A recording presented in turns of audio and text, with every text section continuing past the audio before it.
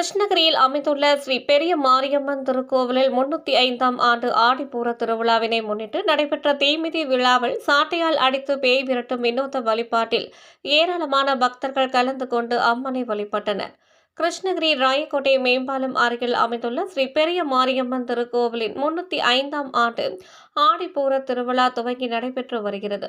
கடந்த மாதம் இறுதியில் கொடியேற்றத்துடன் துவங்கி நடைபெற்று வரும் ஆடிப்பூர திருவிழாவில் நாள்தோறும் அம்மனுக்கு சிறப்பு அலங்காரத்துடன் சிறப்பு பூஜைகளும் கற்பூர தீபாராதனைகள் மட்டுமின்றி அம்மனுக்கு பொங்கலிட்டு படையல் வைத்தும் உள்ளிட்ட பல்வேறு பூஜைகளும் நடைபெற்று வருகிறது.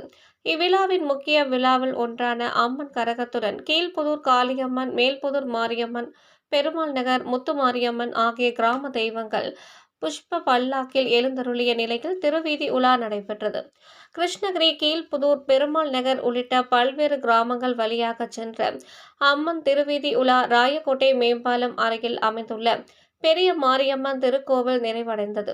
பின்னர் அங்கு அமைக்கப்பட்டிருந்த தீக்குண்டத்தில் இறங்கியது. விமான அலகு குத்துதல். இதனை அடுத்து பக்தர்கள் தங்களது வேண்டுதலை நிறைவேற்றிடும் வகையில் தீக்குண்டத்தில் இறங்கி வேண்டுதலை நிறைவேற்றினார்கள்.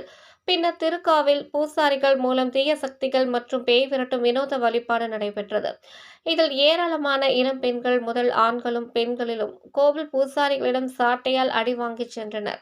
சாட்டையால் அடி வாங்கினால் தங்களது உடலில் ஏதேனும் தீய சக்திகள் இருந்தால் ஓடிவிடும் என்ற நம்பிக்கையில் சாட்டையால் அடி வாங்கி சென்றனர்.